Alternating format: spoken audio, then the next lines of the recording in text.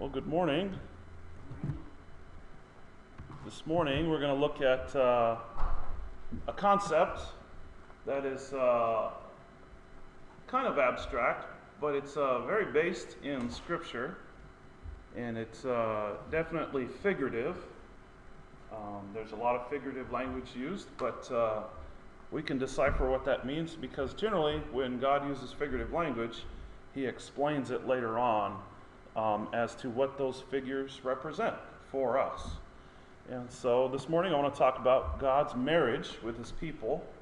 And of course we were talking about before church started, before services started, and in class, or before class, sorry, we were talking about how Jesus was called the Lion of the tribe of Judah. And so in this picture we have a lion and we have a bride waiting to be married. And the lion represents Jesus, and the bride represents the church. And so that's the ultimate representation that we're going to get to, hopefully, by the end of this lesson. But to get there, we have to kind of understand that that imagery was used previously for a marriage relationship between God and Israel under the Old Covenant. And in the New Covenant, it's used between Jesus and the church. It's kind of what Jeremiah says there in Jeremiah 31 and 33. He's talking about comparing what they had been doing and what was going to happen in the future.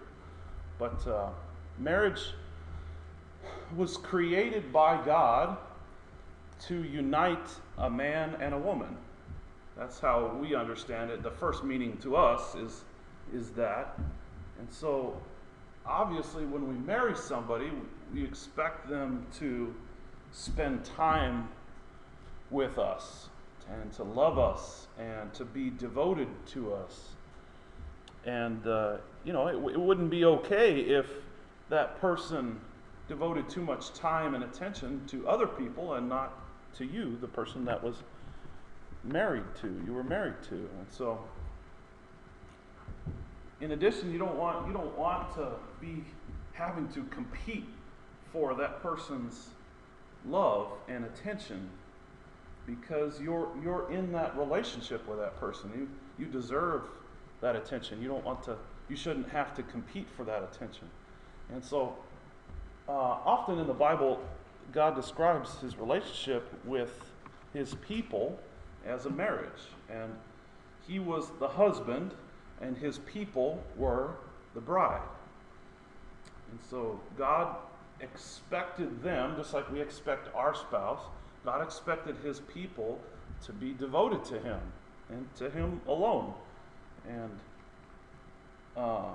it's kind of an understatement to say that having other gods was not okay with Him, and in His eyes, it was like adultery.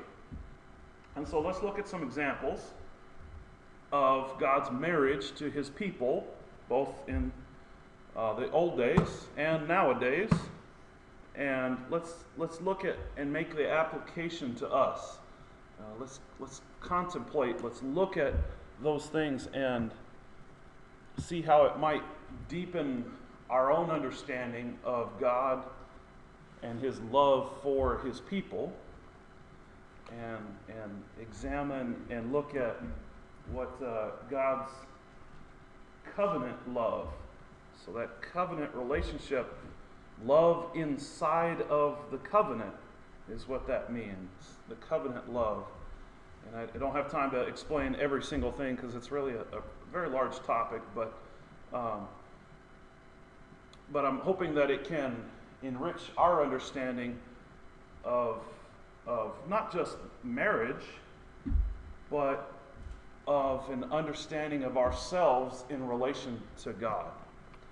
So that's kind of the introduction, kind of in introducing the topic. So now let's look at God's marriage to Israel. We're going to look at Ezekiel chapter 16, and starting in verse 8.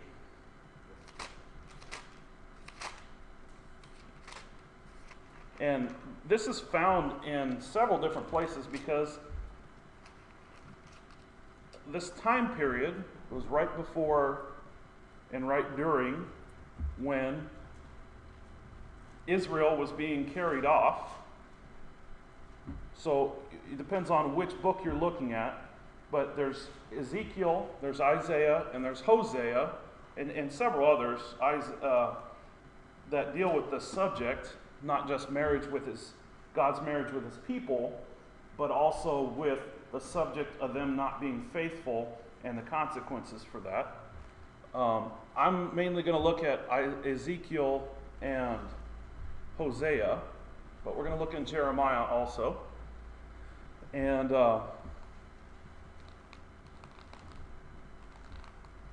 so let's look at Ezekiel 16 and verse 8. Then I passed by you and saw you, and behold, you were at the time for love. So I spread my skirt over you and covered you, your nakedness. I also swore to you and entered into a covenant with you, so that you would become mine, declares the Lord. So, more than anything, God wanted a people to call his own. And he's saying that he did it here through the idea of a marriage relationship.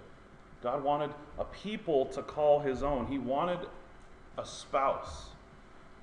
And just before he delivered them from Egypt, he said, I will take you as my own people, and I will be your God. And then you will know that I am the Lord your God, who brought you out from under the yoke of the Egyptians. And I forgot to write down the verse on that, so I don't remember where that is. But God freed his people from being slaves to another nation.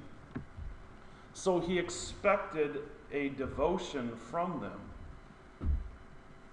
And this is really where the Ten Commandments come in. He kind of listed some things that he expected from them. And at the top of that list was, you shall have no other gods before me. And the second commandment, it talked about, or it didn't just talk about it, it instructed them to not make any images or idols.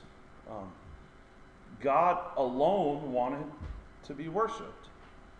So we can see that with God's marriage covenant with Israel there. Let me just keep reading there in verse 8, because I really meant to put more down there besides that, but it really goes through 14. Let me keep reading.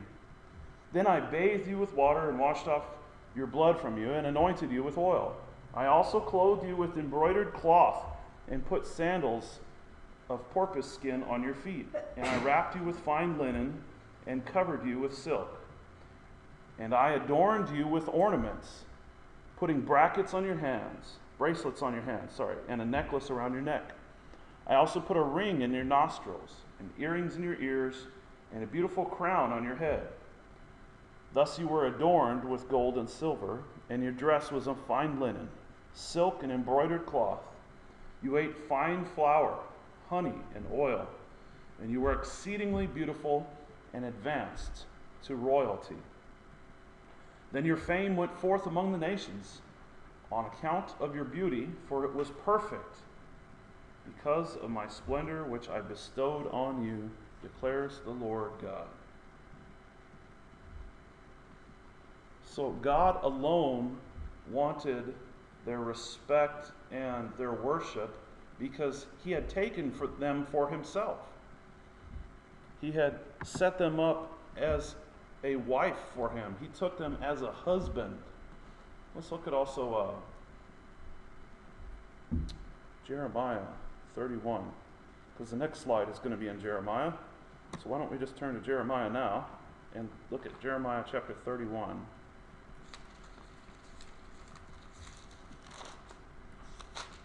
Like I said, we're not going to be able to hit every single facet of the relationship between God and his people. But Jeremiah 31 and let's look at verse 32. And I don't want to read any more than that right now, because it's going to come up with a different point. But it says, not like the covenant which I made with their fathers in the day that I took them by the hand to bring them out of the land of Egypt, my covenant which they broke, although I was a husband to them, declares the Lord. So if we haven't guessed already, it looks like there's trouble on the horizon for them, but the faithfulness of God is still shown here. So we see it's often thought of that the covenant that was made with the Israelites at Sinai was seen as kind of the beginning of the marriage between God and his people. I tend to believe that metaphor extends previous to that, and we can debate about that and talk about that later, but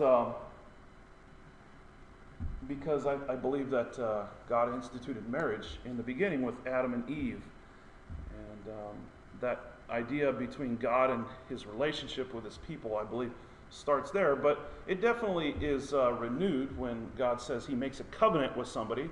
We associate that with, well, I make a covenant with my wife. We make a promise to each other, right? A marriage covenant. And so, and Israel was devoted early on. If we stay in Jeremiah, well, let me just get to the next slide.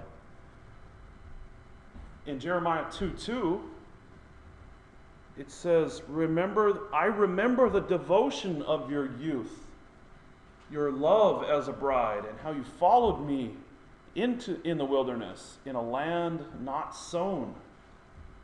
So this land didn't have food. He provided them the food. And he remembered their devotion because they were devoted to him because they didn't have any other options. But the problem is that even though he was devoted to them and provided them food, that marriage still started to break down and eventually broke. But it says, unfortunately, they did worship idols. And even though the Lord had said, you shall not do these things, even though God was devoted to his people, over and over again, his people demonstrated that they were not equally devoted to God like God was devoted to them. And so Jeremiah says, right there in the one I just read, in verse 2 of chapter 2, it says, I remember the devotion of your youth, your love as a bride, and how you followed me in the wilderness, in a land not sown. When God's people decided to worship idols, they were like a spouse that left their husband, who left their first love. Let's look also in chapter 3, Jeremiah chapter 3.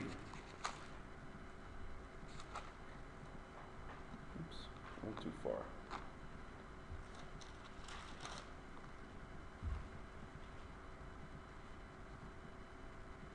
And as a result of those things, let's 3 in verse 20. Surely as a woman treacherously departs from her lover, so you have dealt treacherously with me, O house of Israel, declares the Lord.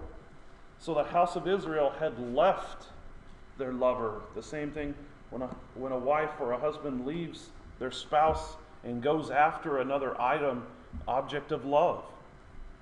Whether it's another person or it's, like we were talking about this morning, alcohol or drugs. When they leave that person and go after something else, it breaks. God says that it broke the relationship between him and his people. Because he had told them, do not worship any god, for the Lord, whose name is jealous, is a jealous God. It's like a spouse who doesn't want to share his or her spouse with another person. God doesn't want to share loyalty with another person or another idol. And so once we get once we get married, there's an expectation that we're going to be totally committed to our spouse. That's what it means to be monogamous. You see, Jesus said that a husband and a wife become one flesh. So they're no longer two, but one flesh. And so when Israel alienated themselves from God, God didn't alienate them. They alienated themselves from God. They removed themselves from God. They separated themselves from God. And it's likened to a divorce in Hosea chapter 2 and verse 2. Well, let me just start in the beginning and the reason it says the very first word there is say or speak to your brothers in chapter 2 is because Hosea was a prophet to the northern 10 tribes, often what we call Israel. And so when he says, say to your brothers, you need to think, okay, this is who he's talking to. Say to your brothers, Ami, and to your sisters, Ruhamah, contend with your mother. Contend, for she is not my wife, and I am not her husband. And let her put away her harlotry from her face, and her adultery from between her breasts. Lest I strip her naked and expose her on the day when she was born, I will also make her like a wilderness, make her like a desert land, and slay her with thirst. And so the marriage between God and his people broke down. And Israel's unfaithfulness led to a form of divorce between God and his people. And there was and that's sometimes identified with the exile. Let's look at Isaiah chapter 50 real quick.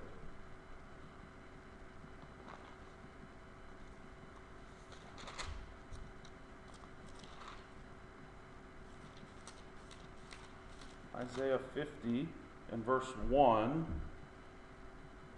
Thus says the Lord, where is the certificate of divorce by which I have sent your mother away? Or to whom of my creditors did I sell you?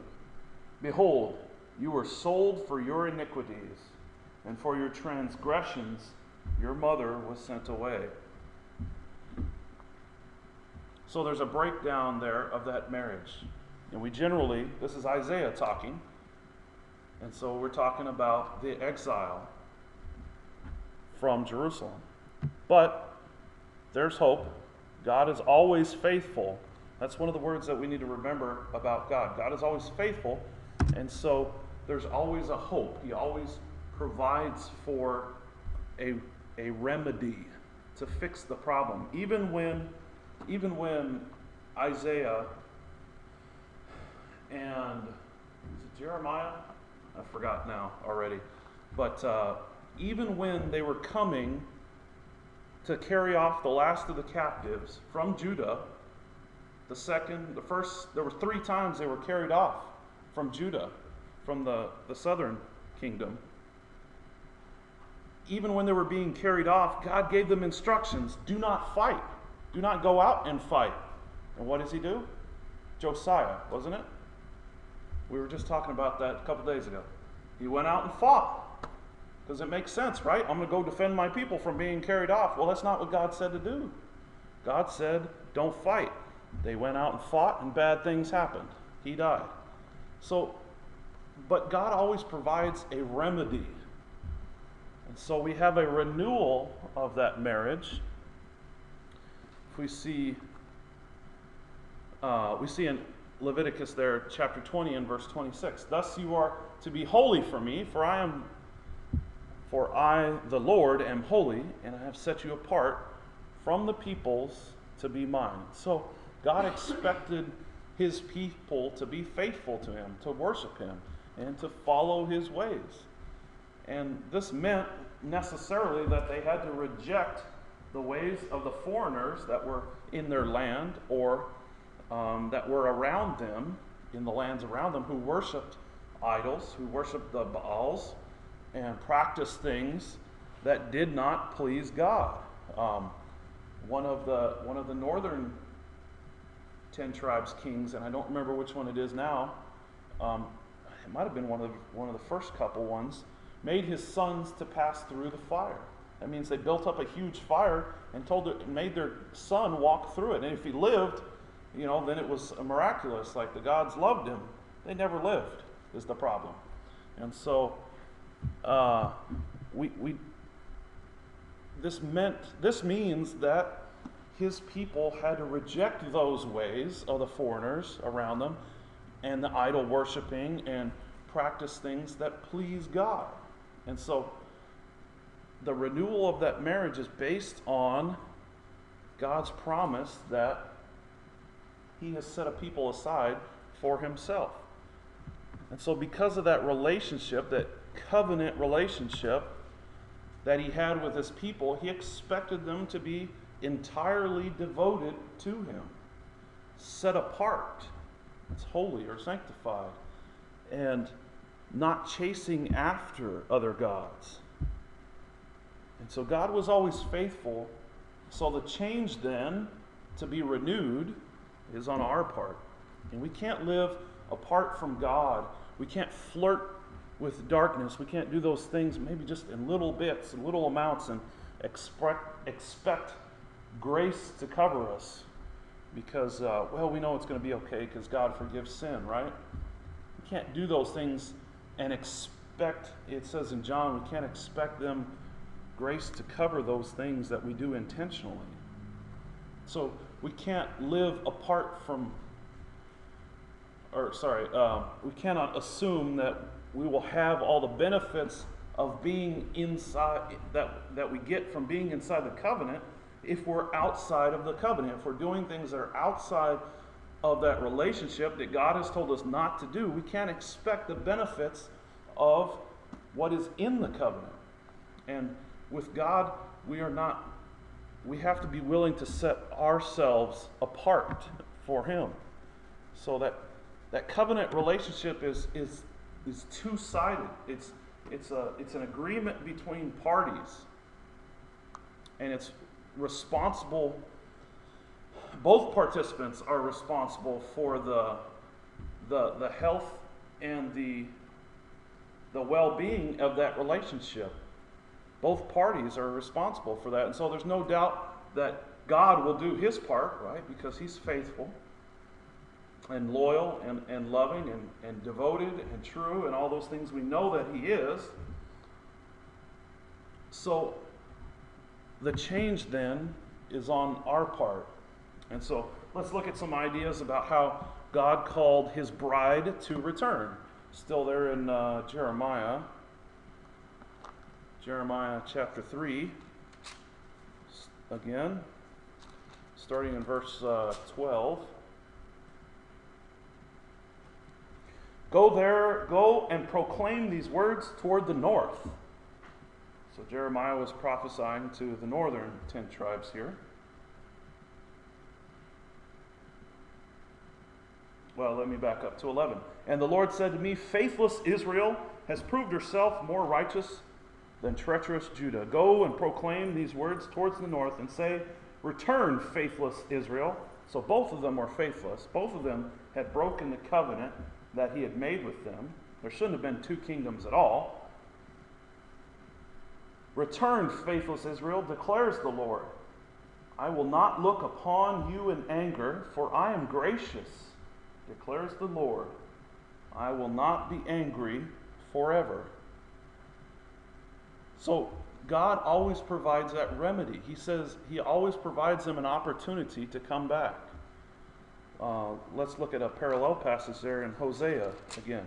Hosea chapter 3 and verses 1 through 3. It says, then the Lord said to me, go again, love a woman who is loved by her husband, yet as an adulteress, even as the Lord loves the sons of Israel. Though they turn to other gods and they love raisin cakes, I bought her for myself for 15 shekels of silver and a homer and a half of barley.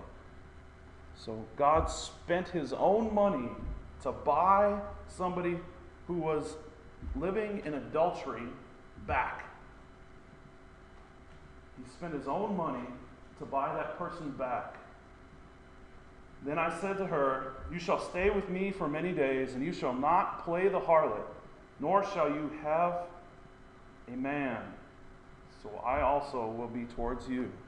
So God paid a great price to get her back, that person back. And that person is embodied by Israel.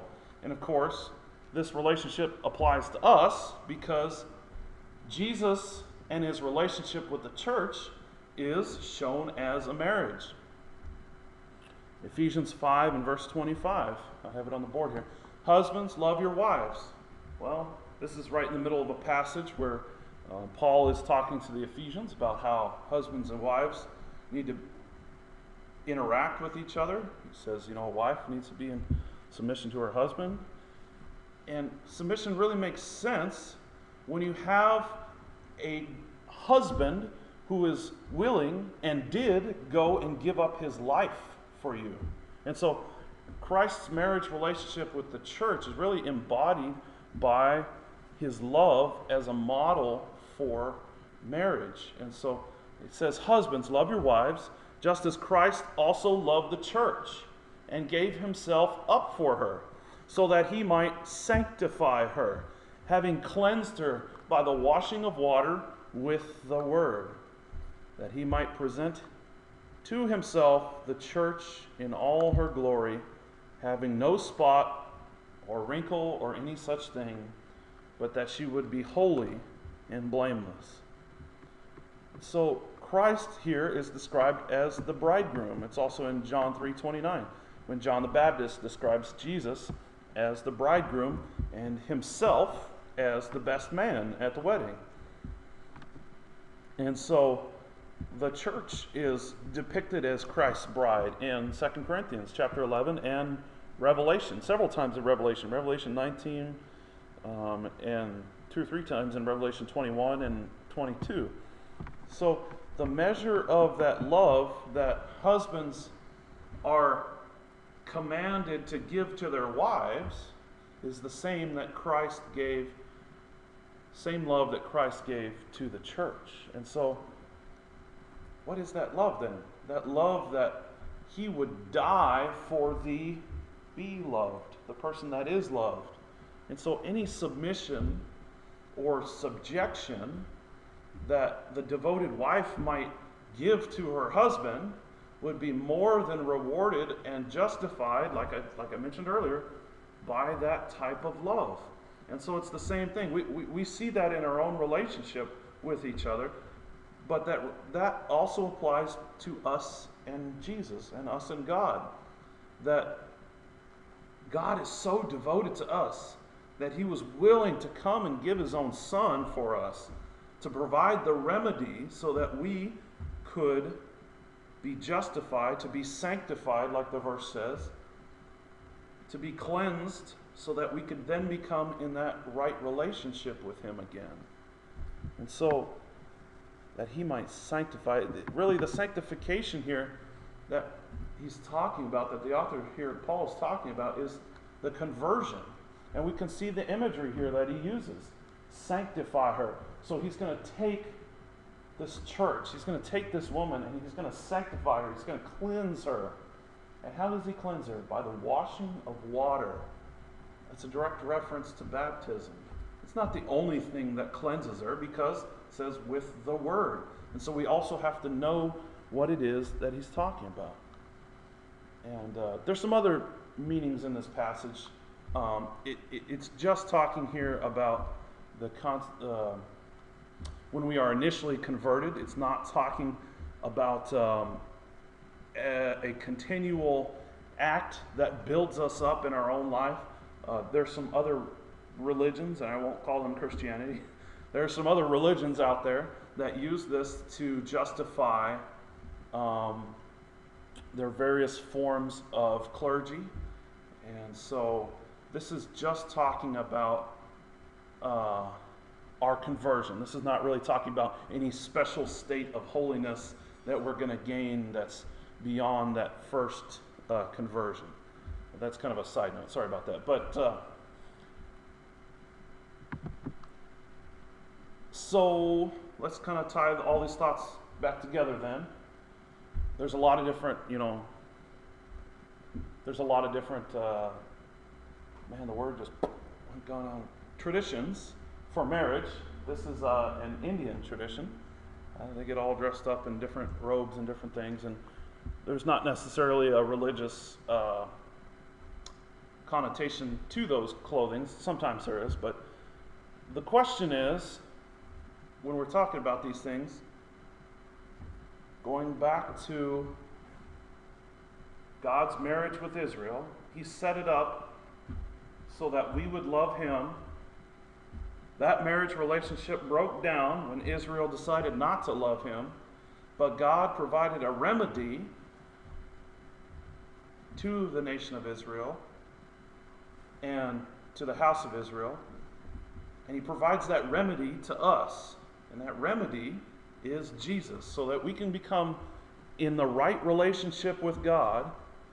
We can do it through Christ, but it requires a change on our part, because God is always faithful. The problem is we are not always faithful. We're like that spouse who leaves, and that's a very hurtful thing, and that it's designed to be an imagery in our own life so that we could understand the amount of hurt that it causes God. So the question is, will we do our part? Will we set ourselves apart for God? Will we forsake all the other idols in our lives, all the other people that are keeping us from God, and will we keep ourselves only for Him, for Jesus Christ? Will we be loyal to His kingdom? Will we devote ourselves and keep His ways? Will we be inside of His covenant? Will we reject everything and everyone that keeps us from and distracts us from loving God? Will we, He says to love Him with all of our heart and with all of our soul and with all of our strength. When we determine to prioritize that relationship with God, when we do that, just like we would with our spouse, we can experience the benefits of a mutually devoted and loyal relationship that is not only special, but it's extraordinary. And so this morning, the application is, are you ready to make that change? If there's anyone here that's ready to make that change, please come forward and let us know. And if you need prayers or anything else, please let us know also as we let's stand and sing the closing song.